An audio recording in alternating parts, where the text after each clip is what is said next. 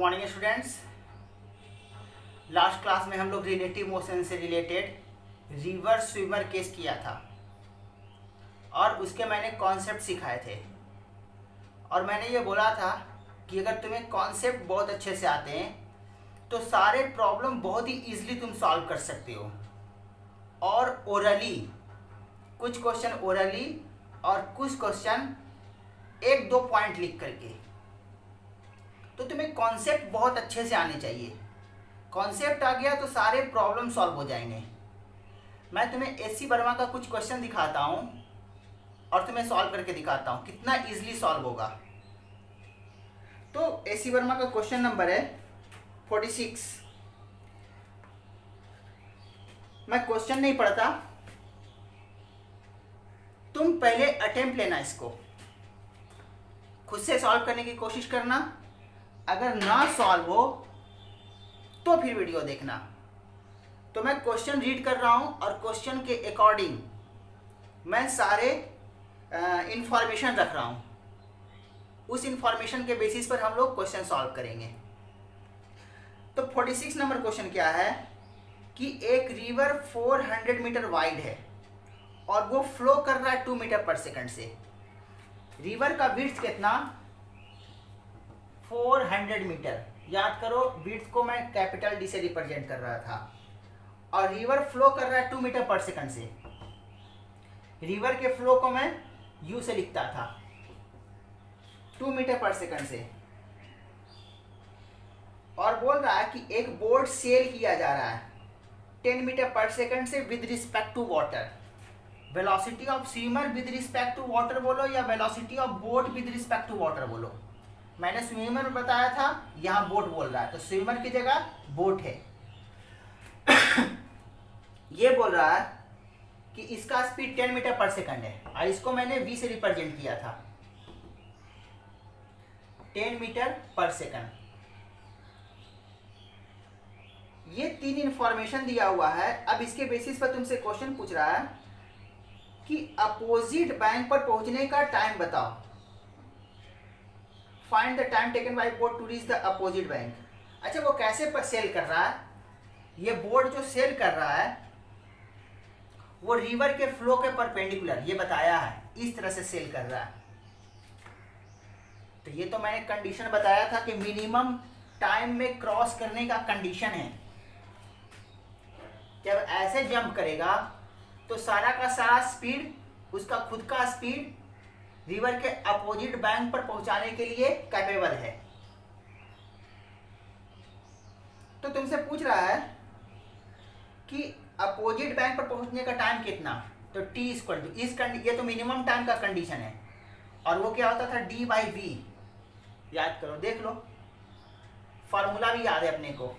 d/v, d कितना 400 और v कितना 10, सॉरी d/v कितना हो जाएगा 40। SI में रखा था, सेकंड यूनिट आएगा 40 सेकंड्स। इसमें b, ये तो a पूछ रहा है, b क्या है? How far from point directly opposite to a starting point does the boat reach the opposite bank. इसके जस्ट अपोजिट से कितना दूर वो बोट पहुंचेगा।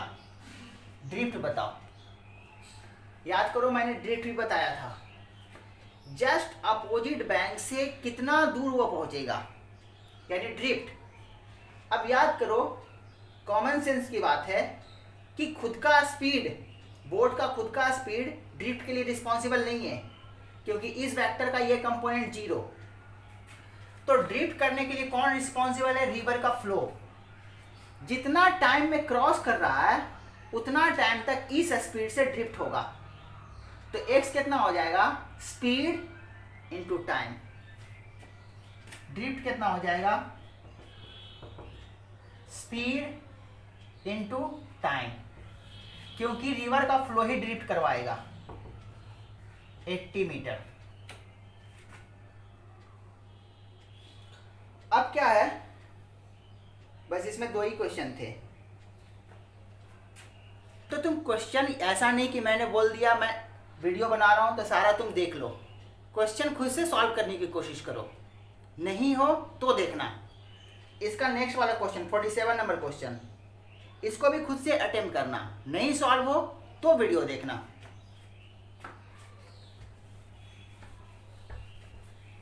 तो 47 नंबर क्वेश्चन क्या है, मैं क्वेश्चन रीड कर देता हूं और उसके अकॉर्डिंग इंफॉर्मेशन लिखता हूं। A swimmer wishes to cross 500 metre wide river, river का विड्थ कितना 500 metre,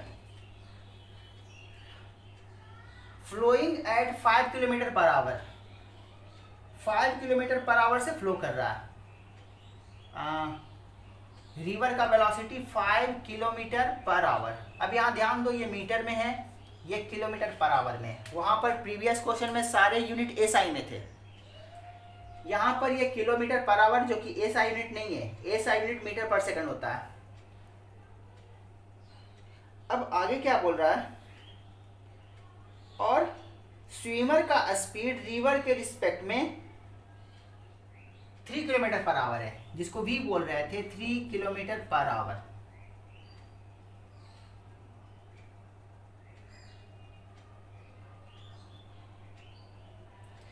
If he heads in a direction making an angle theta with the flow, flow से थीटा एंगल पर हेड करके वो मूव कर रहा है। कैसे कूदा है, फ्लो से थीटा एंगल पर, ये बोल रहा है। अब वो थीटा एक्यूट भी हो सकता है, ऑप्टीज भी हो सकता है, जनरल मैंने लिखा है थीटा, डायग्राम में एक्यूट ही बनाया है।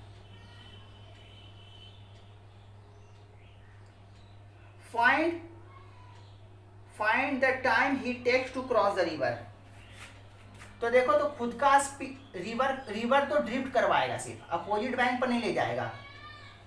खुद का स्पीड का ये वाला कंपोनेंट ड्रिफ्ट करवाएगा, ये वाला कंपोनेंट अपोजिट साइड ले जाएगा, opposite bank, v sine theta, ये कॉस ये साइन, यही स्पीड रिस्पॉन्सिबल है अपोजिट बैंक पर पहुंचाने के लिए। तो t कितना हो जाएगा, dy v साइन थीटा। अब ध्यान दो, ये एसआई में है और ये एसआई में नहीं है, तो या तो इसको इसको किलोमीटर में कन्वर्ट कर दो, नहीं तो इसको मीटर पर सेकंड में, जो तुम्हें अच्छा लगे। मैं क्या करता हूं, इसको किलोमीटर में कन्वर्ट कर देता हूं। तो कितना हो जाएगा, 500 मीटर का हाफ किलोमीटर, हाफ किलोमीटर। अब डी कितना, हाफ, और यूनिट देखो कैसे मैं लिखता हूं, v कितना 5, और साइन थीटा, थीटा तो जनरल है, थीटा को कोई वैल्यू नहीं दिया, सॉरी, v कितना था 5 नहीं 3 है, u 5 है, v कितना है 3, तो कितना हो जाएगा, यूनिट देखो तो किलोमीटर, और इसका क्या था किलोमीटर पर आवर, किलोमीटर से किलोमीटर कैंसिल और आवर चला जाएगा ऊपर, यानी ये यूनिट क्या बनने जा रहा है, ये 2 नीचे आ जाएगा। टाइम किस में आ रहा है, आवर में। अगर एससी वर्मा का ऑप्शन में आवर में है तो आवर में रहने दो, अगर सेकंड में है तो आवर को सेकंड में कन्वर्ट कर दो। आवर के 1 आवर इक्वल टू 60 मिनट, और 60 minute equal to 60 second, 1 hour equal to 3600 second. Second में लिखना है 3600 मल्टीप्लाई कर दो, आवर में रखना, यही रहने दो। तो ये क्वेश्चन हो गया।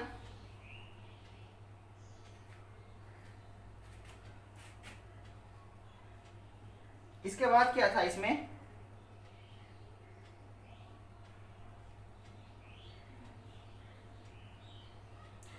इसके बाद क्या फाइंड करना था, बी में क्या फाइंड करना था, find the shortest possible time to cross the river, shortest possible time.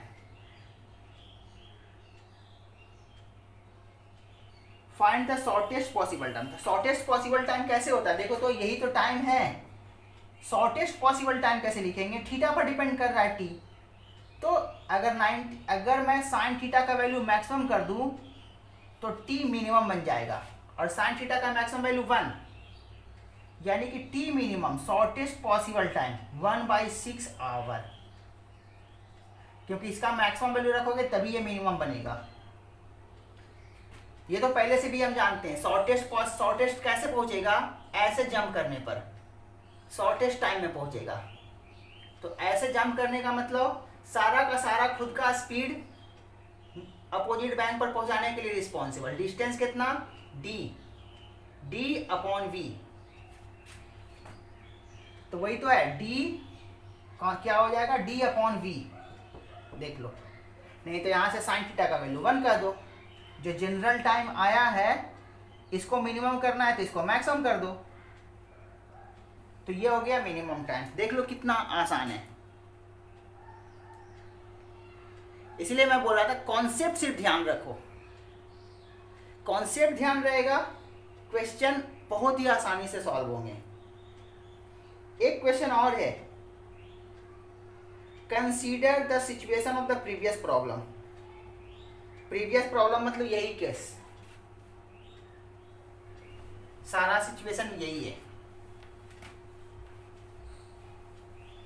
सारा सिचुएशन ये है,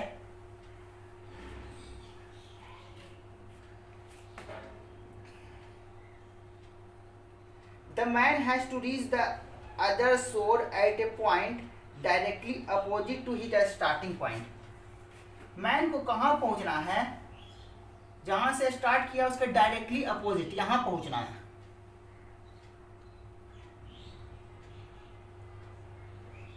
if he reaches the other शोर समवेयर एल्स, ये इधर कहीं पहुंचता है, दूसरे शोर पर अपोजिट बैंक पर कहीं इधर पहुंचता है।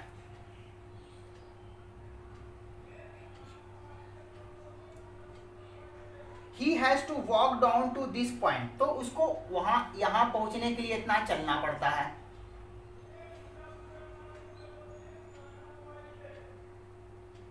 Find the minimum distance that he has to walk, तो ये मिनिमम कितना चल रहा है? तो जितना मिनिमम ड्रिफ्ट होगा,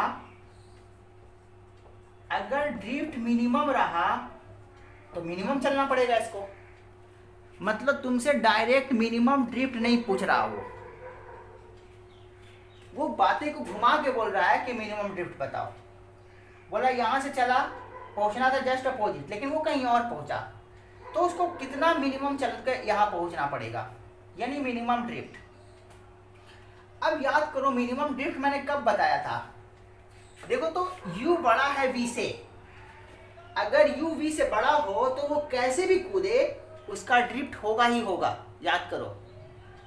और ड्रिफ्ट होगा तो हम चाहते हैं कि मिनिमम ड्रिफ्ट हो। तो मिनिमम ड्रिफ्ट कैसे लिखते थे हम लोग? पहले तो जनरल हम रिलेशन लिख के दिखाता हूं मैं। मान लो थीटा एंगल से कूदा v, तो ड्रिफ्ट करवाने के लिए मेरा खुद का स्पीड v cos थीटा और एक u रिवर दोनों मिल करके ड्रिफ्ट करवाएगा। तो ड्रिफ्ट कितना हो जाएगा? देखो याद रखने का कोई जरूरी नहीं है, कॉन्सेप्ट आना चाहिए जो मैंने सिखाया है। मेरा खुद के कारण भी ड्रिफ्ट होगा और रिवर के कारण भी ड्रिफ्ट होगा, तो कितना स्पीड से ड्रिफ्ट होगा? v cos theta plus u, इस स्पीड से मेरा ड्रिफ्ट होगा, क्योंकि velocity of swimmer with respect to ground equal to velocity of swimmer with respect to river plus velocity of river. क्योंकि इसको इधर बेचोगे तो vs r equal to vs minus V R. ये बहुत अच्छे से आना चाहिए, यहीं से शुरू करो। तुम डायरेक्ट यहां से नहीं लिख सकते, तुम इसको लिखो पहले, vs r equal to vs minus V R. vs equal to क्या? vs r plus V R. तो ये दिख रहा है कि जो मैन का नेट वेलोसिटी होगा वो स्विमर का रिवर के रिस्पेक्ट में का ये वाला कंपोनेंट जंप किया था ऐसे, और रिवर का वेलोसिटी। तो ड्रिफ्ट करवाने के लिए मेरा खुद का वेलोसिटी का ये वाला कंपोनेंट और रिवर का ये वाला कंपोनेंट। तो मैं किस स्पीड से मूव करूंगा? दिस प्लस दिस से। टाइम कितना? तो टाइम इससे निकाल लेंगे, ये v cos थीटा है, ये v sin थीटा है, v साइन थीटा। तो अपोजिट बैंक पर पहुंचने का टाइम कितना, D by V sine theta. और ड्रिफ्ट कितना, देख लो, कोई रटा रटाया बात नहीं है, जो कॉन्सेप्ट मैंने सिखाया फिर से वही कर रहा हूं, तो कॉन्सेप्ट अच्छे से आना चाहिए। ड्रिफ्ट कितना, v cos theta plus u into D by V sine theta. ये हो गया ड्रिफ्ट, ये ड्रिफ्ट हो गया। अब यहां से तुम याद रखो, याद करो, मैंने ये बताया था कि जस्ट अपोजिट बैंक पर पहुंचना हो, ड्रिफ्ट ना हो, इसके लिए मेरा ये वाला कंपोनेंट रिवर के फ्लो के बराबर होना चाहिए, ये तुम्हें याद रखना चाहिए। तो u इक्वल टू, याद करो, ऐसे भी डायरेक्ट भी बताया था मैंने, थीटा कॉस थीटा लिखते थे हम लोग। अब u अपॉन v लिखें या v अपॉन u लिखें विद माइनस साइन, क्योंकि इधर जंप कर रहे हैं तो थीटा 90 से बड़ा होता था। जस्ट अपोजिट बैंक पर पहुंचू, उसके लिए इधर जंप करना पड़ता था, तो 90 से बड़ा यानी कॉस थीटा का वैल्यू निगेटिव। अब निगेटिव में u अपॉन v या v अपॉन u। तो याद करो, जस्ट अपोजिट बैंक पर पहुंचने के लिए यहां से कूदू और यहीं पहुंचू, इसके लिए मेरा वाला स्पीड रिवर के स्पीड से ज्यादा होना चाहिए था। याद करो, सिखाया था, यानी कि v किधर होना चाहिए, नीचे होना चाहिए, तभी तो 1 से कम मिलेगा। कॉस थीटा का मैग्नीट्यूड 1 से कम होना चाहिए, यानी ये वैलिड है, ये वैलिड नहीं है, क्योंकि v ज्यादा है u कम है, तो ये 1 से ज्यादा हो जाएगा। अपने को 1 से कम रखना है। तो याद रखने के लिए तरीके आने चाहिए, ट्रिक आना चाहिए, कैसे सिचुएशन को याद रखना है। रट के सिर्फ याद नहीं रख सकते, सोच कर ही याद रख सकते हो। तो ये वाला था। और याद करो, मैंने ये बताया था कि जब u बड़ा हो जाए v से, जब u बड़ा हो v से, तो मिनिमम ड्रिफ्ट के लिए ऐसा ही लिखते हैं, लेकिन इसको उलट दो। तो क्या कंडीशन है for minimum drift, for minimum drift cos theta equal to क्या था, v अपॉन u, क्योंकि u बड़ा है माइनस साइन के साथ, तो ये कितना हो जाएगा 3/5 माइनस साइन के साथ। यहां से साइन थीटा देख लो, तो साइन थीटा कैसे लिखेंगे हम लोग, 1 माइनस कॉस स्क्वायर थीटा। ये रखोगे तो ये कितना आएगा, 1 माइनस 9/25, ये आ जाएगा 4/5। ऐसे भी कॉस थीटा सेकंड क्वाड्रेंट में निगेटिव होता है, लेकिन साइन थीटा सेकंड क्वाड्रेंट में पॉजिटिव होता है, अपने आप भी पॉजिटिव आ रहा है ये। अब वैल्यू रख दो, मिनिमम ड्रिफ्ट के लिए कॉस थीटा का वैल्यू ये रखेंगे, साइन थीटा का वैल्यू ये रखेंगे, वही रखने जा रहे हैं। कॉस के लिए -3/5, साइन के लिए 4/5। ड्रिफ्ट का minimum value,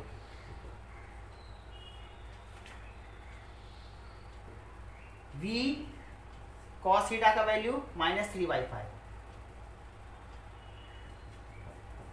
plus u, value भी रख दो, v का वैल्यू कितना था 3,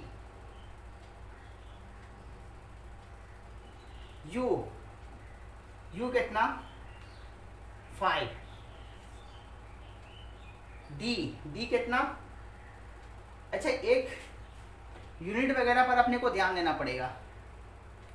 यूनिट पर तो हम लोग देखो तो किलोमीटर पर आवर वाला रख रहे हैं, तो जो ये ड्रिफ्ट आएगा सब कुछ किलोमीटर पर आवर किलोमीटर में रख रहे हैं, तो ड्रिफ्ट किलोमीटर में लिखेंगे हम लोग। तो स्पीड में हम लोग किलोमीटर पर आवर में लिख रहे हैं, तो डिस्टेंस को मैं किलोमीटर में करूंगा। 0.5 अपॉन v कितना 3 और साइन थीटा का वैल्यू 4/5। अब इसका वैल्यू देख लो, ये कितना हो जाएगा 25 और ये 9, यानी कि 16/5, ये 16/5 और ये कितना, इसको मैं हाफ कर देता हूँ, 1/2, नीचे 3 नीचे 4 ऊपर 5, 5 से 5 कैंसिल, 2/3 किलोमीटर, 2/3 किलोमीटर। 5/18 से मल्टीप्लाई कर दो, सॉरी 1000 से मल्टीप्लाई कर दोगे मीटर बन जाएगा।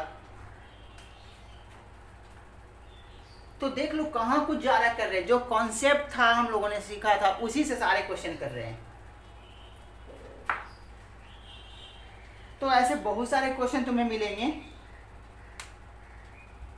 उसको सॉल्व करो।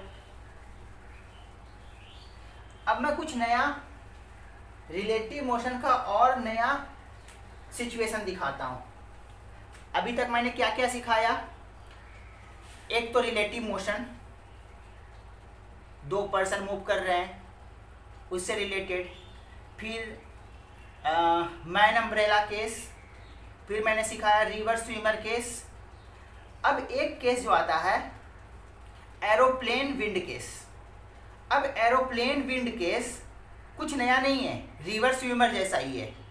विंड को ट्रीट कर लो रिवर की तरह, और एरोप्लेन का स्पीड एयर के रिस्पेक्ट में, मतलब velocity of swimmer with respect to river. तो इससे रिलेटेड मैं एक क्वेश्चन कर रहा हूं। एससी वर्मा में अभी जो मैंने 3 क्वेश्चन किए हैं, उसके बाद चौथा क्वेश्चन एरोप्लेन से ही रिलेटेड है, रिलेटिव मोशन से, वो तुम सॉल्व करना। लेकिन उससे रिलेटेड मैं एक क्वेश्चन और कर रहा हूं, तो वो दूसरा क्वेश्चन मैं कर रहा हूं। वो क्वेश्चन क्या है, क्वेश्चन मैं लिख देता हूं। ऐसा ही क्वेश्चन एससी वर्मा में मिलेगा, सिर्फ न्यूमेरिकल वैल्यू चेंज होंगे। तो क्या है question, an aircraft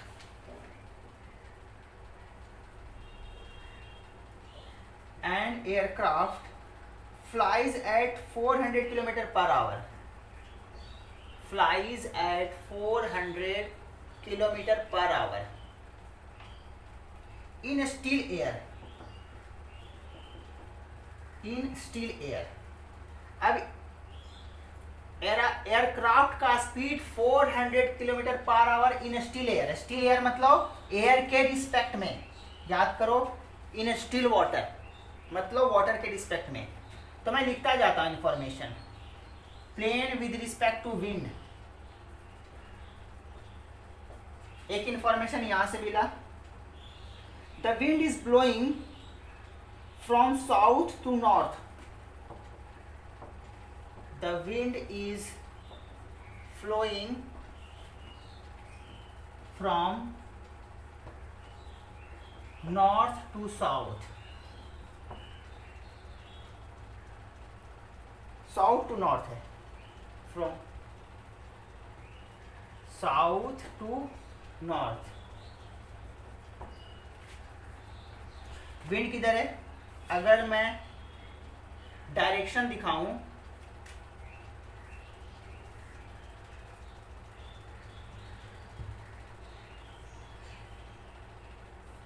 east west north south, south से नॉर्थ की तरफ, ये वेलोसिटी ऑफ विंड है।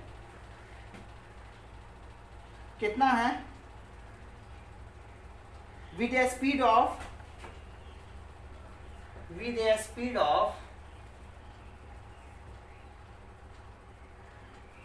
200√2 किलोमीटर पर आवर। तो इसका स्पीड 200√2 किलोमीटर पर आवर है। The pilot wishes to travel from A to B north east of A. North east मतलब angle bisector. North east कहने का मतलब एंगल बाई सेक्टर की तरफ मूव करना चाह रहा है। 45 ए कहाँ बोला नहीं पता अपने को, तो मैं ए यहां मान लेता हूं, ए to B.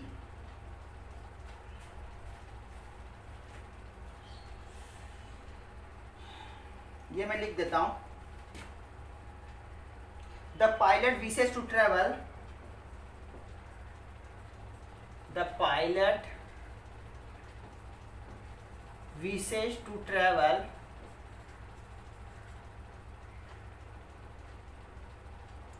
from A to B,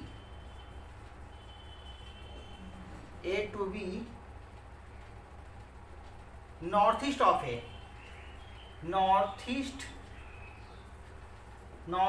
of A.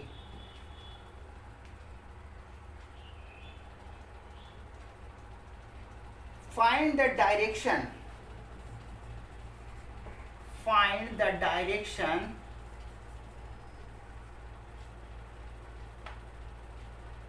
he must steer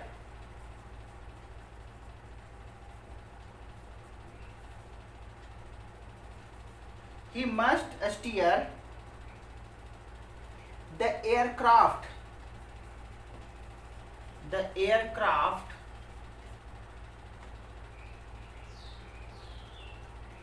and time of journey, and space नहीं दिख रहा, इधर लिख दे रहा हूं, and time of journey,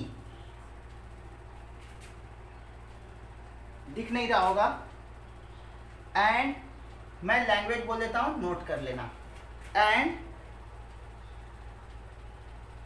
time of journey if AB is equal to 100 kilometre, AB is equal to 1000 है, 100 नहीं, 1000 kilometre.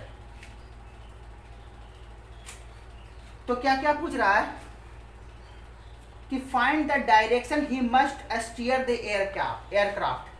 Aircraft का डायरेक्शन वो किधर रखे, उसको पहुंचना है यहां से यहां पहुंचना है, जाना इधर है, तो वो अपने एयरक्राफ्ट का डायरेक्शन किधर करके रखे, डायरेक्शन मतलब एंगल की बात कराना है, एंगल बताना है, और टाइम यहां से यहां पहुंचने का टाइम, तो यहां से यहां पहुंचने का टाइम निकालना है और किस डायरेक्शन में चले। तो जाहिर है क्वेश्चन पढ़ लिए होगे,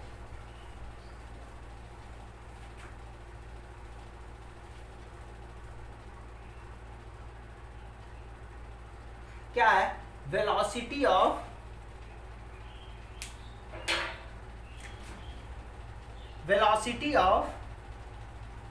plane with respect to wind equal to velocity of plane minus velocity of wind. मेरा प्लेन का डायरेक्शन ग्राउंड के रिस्पेक्ट में यही होना चाहिए, velocity of plane equal to velocity of plane with respect to wind plus velocity of wind. देखो तो plane मेरा इसी डायरेक्शन में रहना चाहिए ग्राउंड के रिस्पेक्ट में, तभी यहां से यहां पहुंचेगा। अब ये किसका किसका रिजल्टेंट है, इसका और इसका, मतलब जिधर फेस करके मैं प्लेन रखूंगा और विंड का वेलोसिटी का रिजल्टेंट। देखो तो विंड किधर है, इधर है, इन दोनों का रिजल्टेंट तो ये बनाना पड़ेगा, और ये अपने को पता है, अपने को यही है, इधर जाना है, मतलब वेलोसिटी ऑफ प्लेन ये होना चाहिए। तो ग्राउंड के रिस्पेक्ट में, सॉरी एयर के रिस्पेक्ट में प्लेन को इधर रखना पड़ेगा, और विंड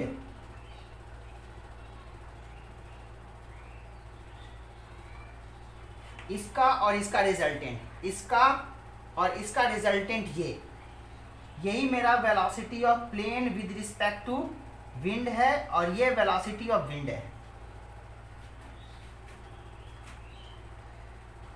तो मुझे इसका डायरेक्शन बताना था, मतलब ये एंगल बता दूं या ये एंगल बता दूं तो पता चल जाएगा कि कौन से डायरेक्शन में रखना है, और यहां से यहां पहुंचने का टाइम, तो डिस्टेंस पता है, ये वाला मैं स्पीड पता कर लूं, तो डिस्टेंस अपॉन स्पीड टाइम। अब देखो ये कितना है, 45। अब ज्योमेट्री से हम क्या करेंगे, ये फाइंड करेंगे ज्योमेट्री से। और याद करो मैंने तुम्हें साइन फार्मूला बताया था, साइन फार्मूला क्या बताया था, किसी ट्राइंगल में अगर ये एंगल ए बी सी, इसका side length A, side length B, side length C, A by sine A equal to B by sine B equal to C by sine C. देख लो इसका यूज आ गया, बहुत ही जबरदस्त यूज है। अगर ऐसे नहीं सॉल्व करते हो तो फिर बहुत ही लेंदी मेथड हो जाएगा ये सॉल्व करना। तो देख लो इसका यूज कैसे करता हूं मैं। ये 45 तो ये भी 45, क्योंकि ये वर्टिकल है ये भी वर्टिकल है, ये नॉर्थ है, नॉर्थ के डायरेक्शन में ये था, ये दोनों पैरेलल, तो ये ऑल्टरनेट एंगल बनेंगे। तो ये 45 है तो ये भी 45। अब अपने को क्या निकालना था, ये एंगल बता दूं या ये एंगल, तो मैं इसी एंगल को मान लेता हूं थीटा।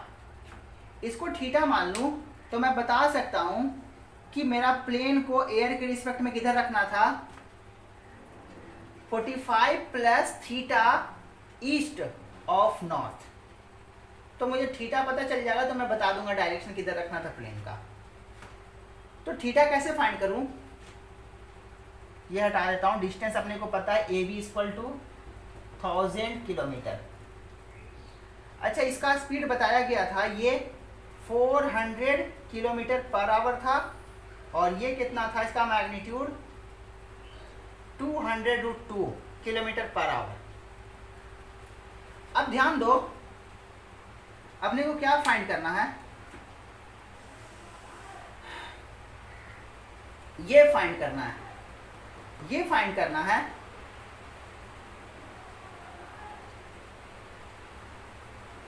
तो देखो, तो ये एंगल अपने को पता है 45 डिग्री, इसका मैग्नीट्यूड पता है, इसका मैग्नीट्यूड पता है, इसका सामने वाला एंगल ये। तो मैं साइन फार्मूला लगा रहा हूं, फ्रॉम साइन फार्मूला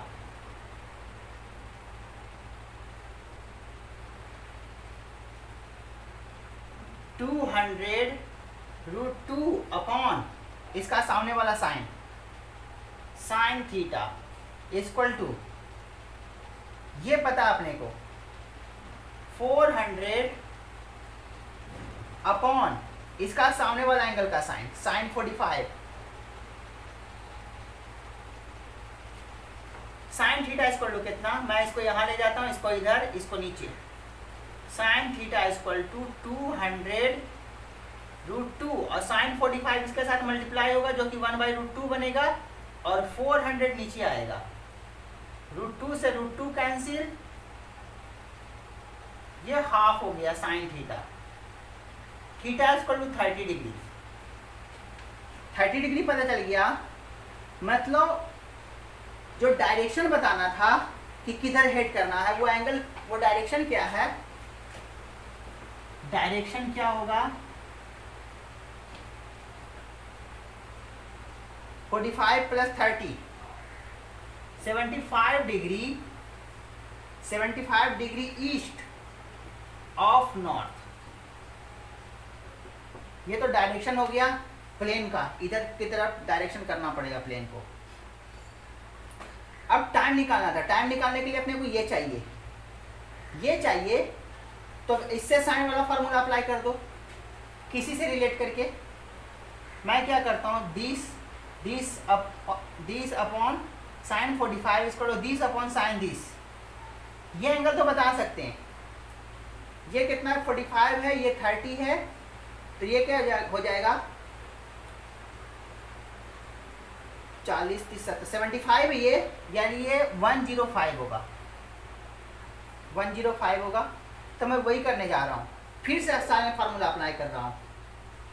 तो 400 upon sine 45, 400 upon sine 45 equal to VP, VP upon sine 105।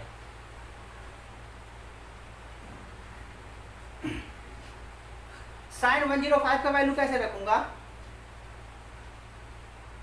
90 plus ये कितना हो जाएगा, 105 का value 15, sine 90 plus 15 sine 90 plus 15 VP equal to 400 sine 45 sine 45 1/√2 1/√2 √2 ऊपर जाएगा, एक बार लिख देता हूँ, और ये क्या हो जाएगा साइन 90 प्लस 15 400√2 और sine 15 sine 90 plus theta cos 15 cos 15 का वैल्यू कैसे लिखूं? बहुत आसानी से। कॉस 15 इक्वल टू क्या होता है? कॉस 15 को लिख सकते हैं हम लोग cos 45 minus cos 30, sorry cos 45 minus 30। Cos A into cos B minus cos वाले में क्या होता था कि माइनस में प्लस, प्लस में minus, cos A into cos B plus sine A into sine B. Cos 45 1/√2 sine 45 भी 1/√2 1/√2 कॉमन कर लो, कॉस 30 √3/2 साइन 30 हाफ। यहां से देखो तो यहां से क्या हो जाएगा √3 प्लस 1/2 √2 कॉस 15 का वैल्यू यहां से रख दो, कॉस 15 का वैल्यू ये रख दो,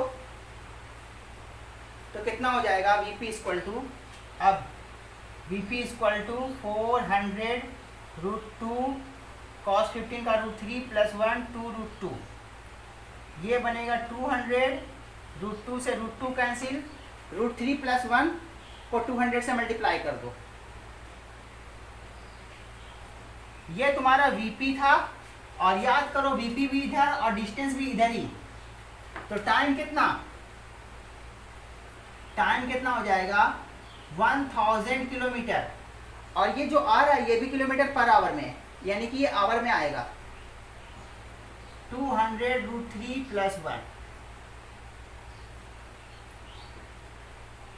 टाइम कितना बनने जा रहा है finally T equal to 5/√3 plus 1 hour. Value रख दो इसका। तो इस तरह से हम लोग क्वेश्चन सॉल्व कर लेंगे। तो SC वर्मा का क्वेश्चन जो एक बचा हुआ इसी पैटर्न पर है एग्जैक्टली, तो इस क्वेश्चन को तुम सॉल्व कर लेना, एरोप्लेन से रिलेटेड जो क्वेश्चन है। इसके बाद हम लोग डिस्कस करेंगे relative motion in projectile motion. तो प्रोजेक्टाइल में रिलेटिव मोशन कैसे देखते हैं?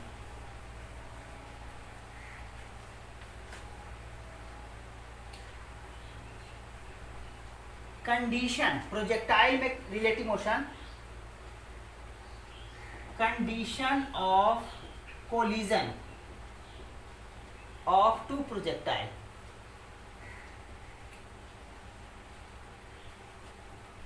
मान लो मैंने ग्राउंड से दो प्रोजेक्टाइल फेंका, एक इधर से एक इधर से, ये फेंका ये फेंका, u1 स्पीड से u2 स्पीड से, θ1 एंगल से θ2 एंगल से। तो किस कंडीशन में ये कोलिजन करेंगे? इसका कोलिजन का कंडीशन क्या? बहुत अच्छा क्वेश्चन है, ये सब पूछता है। तो देखो तो कोलिजन करने के लिए क्या होना चाहिए? क्या इस कंडीशन में कोलिजन हो सकता है क्या? ऐसे पास कर जाए, ठीक है, तो क्रॉस तो कर रहा है एक दूसरे को, लेकिन एक ऊपर एक नीचे। इसका मतलब है कि कोलिजन करने के लिए दोनों को सेम हाइट पर, इन दोनों का ये वेलोसिटी, इसका ये कंपोनेंट इसका ये कंपोनेंट एक दूसरे के नजदीक लाएगा, और वर्टिकल कंपोनेंट दोनों का ऊपर ले जाएगा। वर्टिकल कंपोनेंट ऊपर ले जाएगा, हॉरिजॉन्टल कंपोनेंट नजदीक लाएगा, तो मोशन क्या होगा? अब कोलिजन होने के लिए दोनों को सेम हाइट पर होना चाहिए, ये तो कोलिजन होगा नहीं। तो कोलिजन होने के लिए दोनों को सेम हाइट पर, हॉरिजॉन्टल कंपोनेंट नजदीक लाएगा और वर्टिकल कंपोनेंट सेम हाइट पर ले जाए। इसका मतलब ये है, फेंका दोनों साइमल्टेनियसली एक ही बार में, इसको इधर फेंका, इसको उसी समय इधर फेंका, दोनों को t=0 सेम टाइम पर फेंका गया है। तो कोलिजन होने के लिए ये तो नजदीक लाएगा, लेकिन दोनों को सेम हाइट पर भी होना चाहिए, तभी कोलिजन होगा। तो कंडीशन अपने को पता चल गया कि कोलिजन होने के लिए सेम हाइट पर होना चाहिए, और सेम हाइट पर होने के लिए सेम टाइम पर सेम हाइट होना चाहिए। तो सेम टाइम पर सेम हाइट हो, उसके लिए वर्टिकल वेलोसिटी सेम होना चाहिए इनिशियली, क्योंकि एक्सेलेरेशन तो दोनों का जी नीचे ही है। अगर मैं वर्टिकल वेलोसिटी दोनों का सेम कर दूं तो सेम टाइम में सेम हाइट पर रहेगा, और सेम टाइम में सेम हाइट पर रहेगा तभी कोलिजन होगा। मतलब करना क्या है मुझे, इस u1 से फेंका था तो यह u1 cos theta 1, u2 cos theta 2, u2 sin theta 2, u1 sin theta 1। Collision होने के लिए ये दोनों स्पीड बराबर होना चाहिए, तभी सेम हाइट सेम टाइम पर सेम हाइट पर होगा दोनों, और तभी कोलिजन करेगा। सेम टाइम पर डिफरेंट हाइट पर होगा तो क्या होगा, कोलिजन होगा ही नहीं। तो कंडीशन क्या है यहाँ पर, condition of collision of two projectile.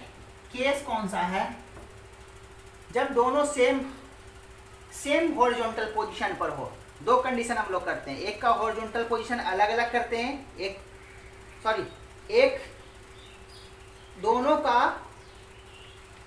दोनों किसी एक दूसरे से हाइट पर होता है।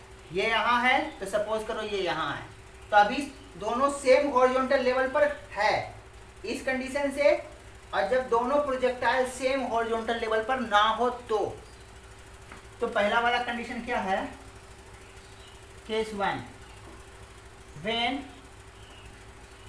To projectiles are at same horizontal level. तो इस कंडीशन में क्या हो जाएगा, फॉर कॉलिजन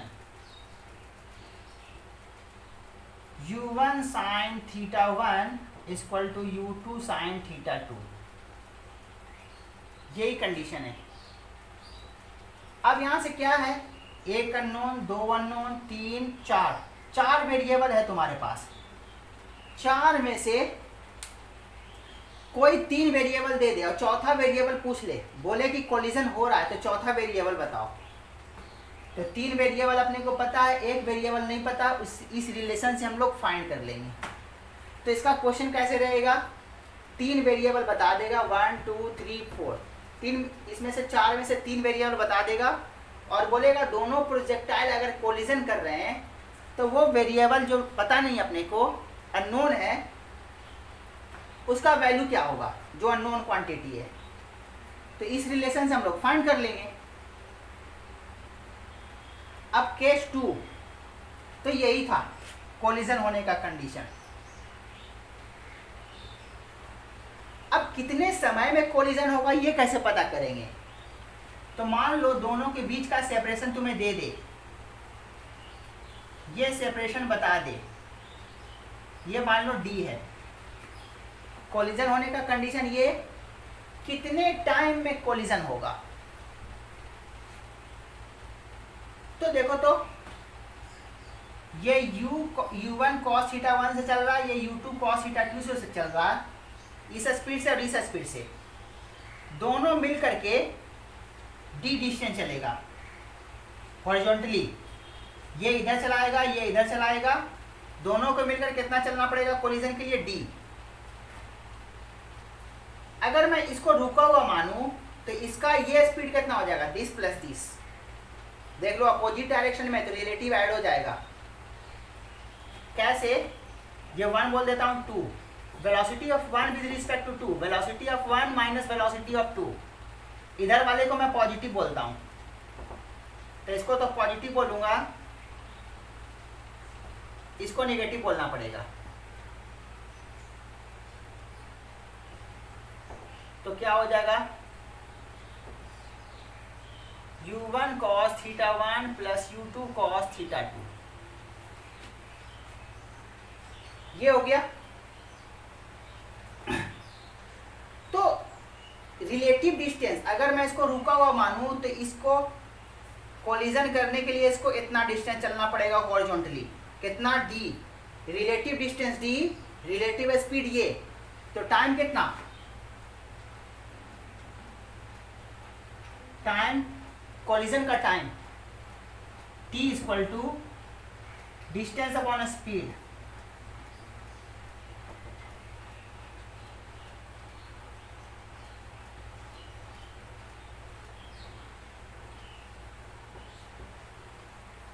ये कौन सा टाइम है, कोलिजन का टाइम, कितना देर बाद कोलिजन होगा, time at which collision takes place, ये हो गया। जब दोनों सेम हॉरिजॉन्टल लेवल पर ना हो तो second case,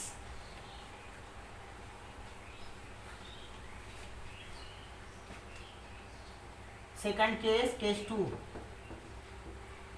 when two projectiles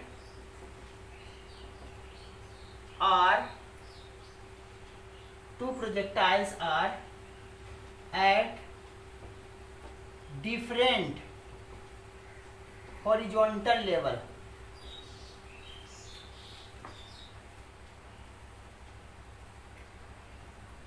ये यहाँ है, ये h2 हाइट पर है, इसको ये फेंका, इसको ये फेंका, u1 स्पीड से θ1 से, u2 स्पीड से θ2 से, तो कोलिजन कैसे रहा होगा, यही कोलिजन हुआ होगा। फिर से अगर ये डिस्टेंस में d बोलूं, दोनों के बीच का सेपरेशन, तो इसका ये स्पीड और इसका ये वाला स्पीड दोनों क्लोज ला रहा है, तो कितना डिस्टेंस चलेगा कोलिजन करने के लिए, d डिस्टेंस, ये इतना चलेगा और ये इतना चलेगा, दोनों मिलकर के d, और इसका स्पीड ये वाला कितना u1 cos θ1, इसका ये वाला स्पीड u2 cos θ2। लेकिन ये सिर्फ ये बता रहा है कि अगर मैं d इक्वल टू ये लिख रहा हूं, अगर t टाइम पर ये कोलिजन हो रहा है, t टाइम पर यहां पहुंच रहा है, t इक्वल टू 0 और ये t इक्वल टू 0, तो अगर मैं ये कंडीशन डालता हूं कि d equal to u1 cos θ1 into t plus u2 cos θt,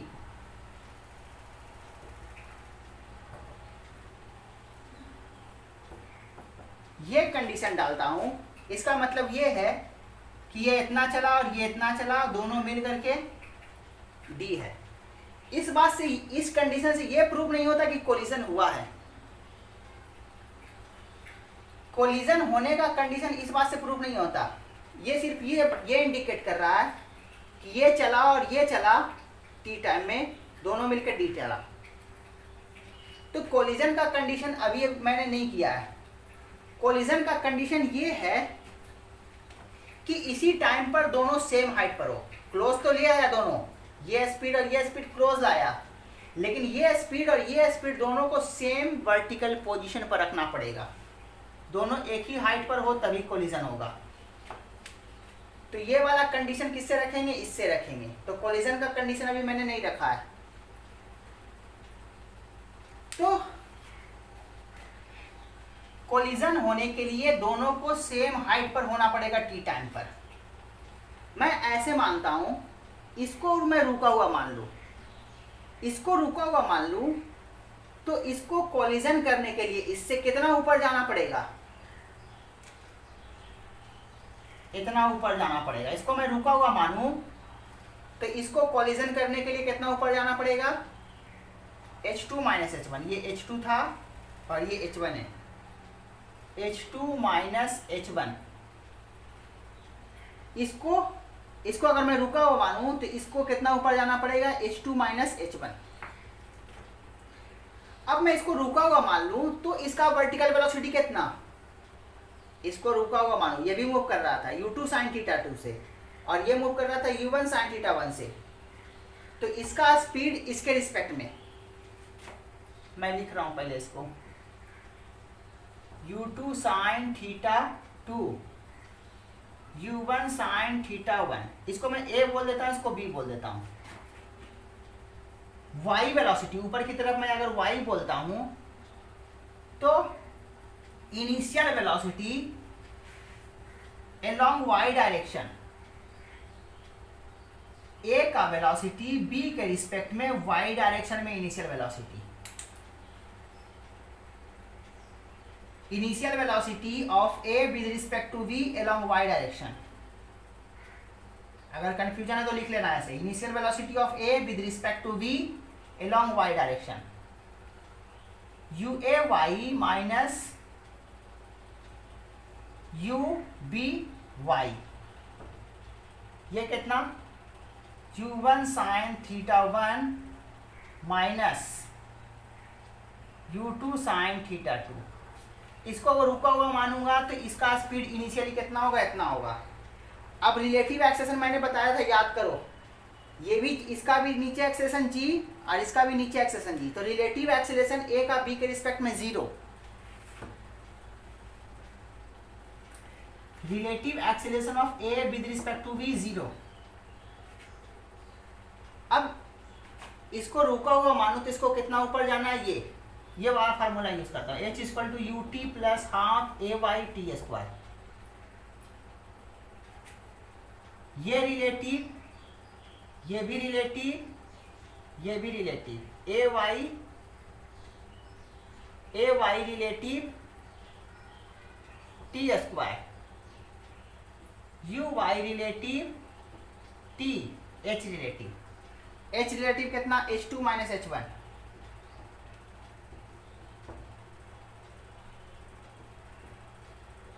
you relative कितना u1 sin theta 1 minus u2 sin theta 2 t, और a रिलेटिव 0, a रिलेटिव 0।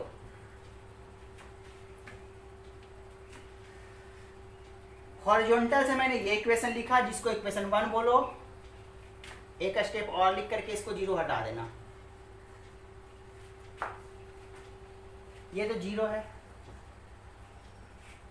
तो तुम्हारे पास देख लो, पहले ये हॉरिजॉन्टल से ये रिलेशन निकाला, वर्टिकल से ये डिवाइड कर दोगे तो t से t कैंसिल हो जाएगा, क्योंकि t को अपने को जरूरत भी नहीं है।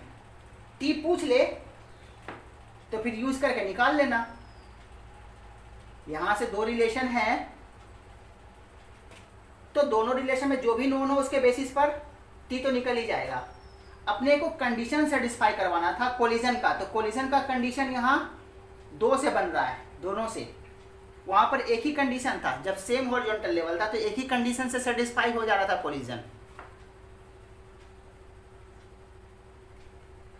तो अपने को करना क्या है, t को एलिमिनेट करना है, दिस अपॉन दिस कर दो, equation 2 upon equation 1, H2 minus H1 upon d equal to u1 sine theta 1 minus u2 sine theta 2 upon u1 sine theta 1 plus u2 sine theta 2। ये कंडीशन ऑफ कोलिजन।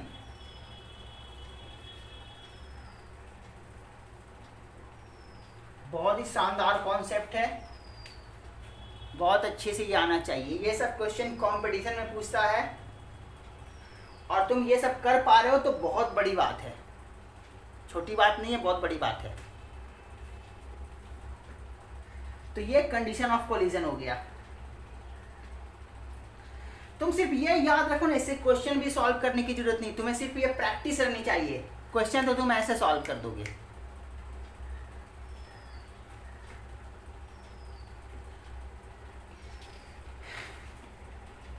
एक condition मैं और explain करता हूं,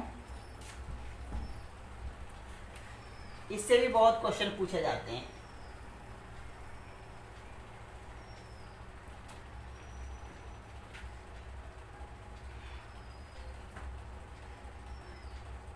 time of meat, time of collision भी कह सकते हो या time of meeting. Time of meeting कैसा टाइप का क्वेश्चन रहता है इसमें? ये मैं इक्विलैटरल ट्राइंगल ले रहा हूं, एक पार्टिकल यहां, एक पार्टिकल यहां, एक पार्टिकल यहां। इक्विलैटरल ट्राइंगल है तो 60 60 60 ये तो होगा ही, जानते ही है। ये पार्टिकल इसको फेस करके, ये जहां है इसी को फेस करके मूव कर रहा है। अभी यहां है तो इसके तरफ फेस किया हुआ है, ये इसको फेस करके मूव कर रहा है और ये इसको फेस करके मूव कर रहा है। अब ये यहां पहुंच जाएगा तो इसका फेस किधर हो जाएगा? इसके तरफ। और ये यहां पहुंच जाएगा तो इसका फेस किसकी तरफ? इसकी तरफ हो जाएगा। और ये यहां पहुंच जाएगा तो इसका फेस इधर हो जाएगा। इस तरह से जो मूवमेंट होता है इसका, एक दूसरे को देख करके मूव कर रहा है, जिधर जा रहा है उधर ही मूव कर रहा है सब एक दूसरे के साथ, जिसके कारण मूवमेंट ऐसा बनता है। जिस तरह से इसका मूवमेंट है, एक दूसरे को देखकर मूव कर रहा है एक दूसरे की तरफ, तो जहां भी रहेगा वो इक्विलैटरल ट्राइंगल, स्केच में थोड़ा फर्क है, जहां भी रहेगा एक इक्विलैटरल ट्राइंगल ही बनाएगा, सिमेट्रिक सिचुएशन होगा। मान लो अभी ये यहां है, ये यहां है, यहां है, तो ये पोजीशन भी देखोगे तो ये इक्विलैटरल ट्राइंगल ही बनेगा। कहीं भी रहे, ये यहां रहेगा, ये यहां रहेगा, ये यहां रहेगा, तो इक्विलैटरल ट्राइंगल ही बनेगा तीनों को मिलाओगे तो तीनों यहां मिलेगा। t=0 पर ये यहां था, ये यहां था, ये यहां था, t टाइम पर तीनों यहां है, मिल जाता है तीनों। मान लेते हैं ये डिस्टेंस कितना है? a, सारा a। तो देखो तो जब ये यहां है, ये यहां है, तो वेलोसिटी ऑफ अप्रोच मतलब पास आने वाला वेलोसिटी, ये इधर जा रहा है और ये किधर जा रहा था? इधर, ये 60 डिग्री। तो पास आने वाला वेलोसिटी कितना? ये v था, सब कोई एक ही वेलोसिटी से मूव कर रहा था, मूव करने का स्पीड सेम, तो ये v, ये भी v, तो ये इधर जा रहा है और इसका इधर आने का स्पीड कितना? v cos 60, v/2। तो नेट वेलोसिटी ऑफ अप्रोच कितना? दोनों एक ही तरफ आ रहा है, सॉरी दोनों अप्रोच कर रहा है, दोनों अप्रोच करता है तो वेलोसिटी ऐड कर देते हैं, रिलेटिव वेलोसिटी। दोनों एक ही डायरेक्शन में जाता है तो वेलोसिटी को माइनस करते हैं v रिलेटिव में, क्योंकि देखो ना एक दूसरे को रोक कर मानोगे तो ज़्यादा तेज से आता हुआ अपीयर होगा, क्योंकि दोनों अपोजिट डायरेक्शन में मूव कर रहा है।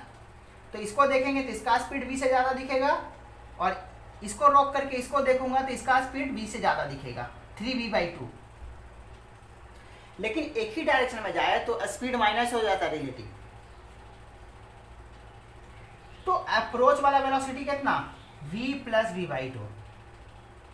अब हमेशा कहीं भी रहो, देखो तो ये इधर जाता हुआ और ये इधर जाता हुआ और ये एंगल 60, तो वेलोसिटी ऑफ अप्रोच हमेशा कितना हो रहा है? v cos 60, v/2 और v 3v/2। तो वेलोसिटी ऑफ अप्रोच कभी भी चेंज नहीं करता। वेलोसिटी ऑफ अप्रोच कभी चेंज नहीं करता, वो हमेशा कितना रहता है? जो इनिशियल रहा था वेलोसिटी ऑफ अप्रोच। तो यहां से ये v है तो ये वाला ये अगर v है तो ये v cos 60 यानी v/2, तो वेलोसिटी ऑफ अप्रोच कितना हो जाएगा 3v/2। और डिस्टेंस कितना चलना है मिलने के लिए, डिस्टेंस चलना है a, डिस्टेंस चलना है a और किस वेलोसिटी से 3v/2। तो टाइम क्या हो जाएगा, time of meeting t equal to distance upon speed, speed कितना 3v/2 2a/3b। सिर्फ इसी का क्वेश्चन नहीं होता, ऐसा बहुत सारा क्वेश्चन होता है स्क्वायर में, ये इधर, ये इधर, ये इधर, ये इधर। इसमें देखो इसका ये वाला कंपोनेंट जीरो हो जाएगा, किसी भी वेक्टर का परपेंडिकुलर कंपोनेंट जीरो, तो वेलोसिटी ऑफ अप्रोच क्या बन जाएगा, ये इधर जा रहा था, ये इधर जा रहा था, तो इसी का वेलोसिटी बन जाएगा वेलोसिटी ऑफ अप्रोच। तो यहाँ पर v रिलेटिव कितना v इस केस के लिए, तो अगर ये डिस्टेंस a है तो जो मिलने का टाइम होगा, सिमेट्रिक नहीं बना ठीक से, थोड़ा और अच्छे से बनाता हूँ।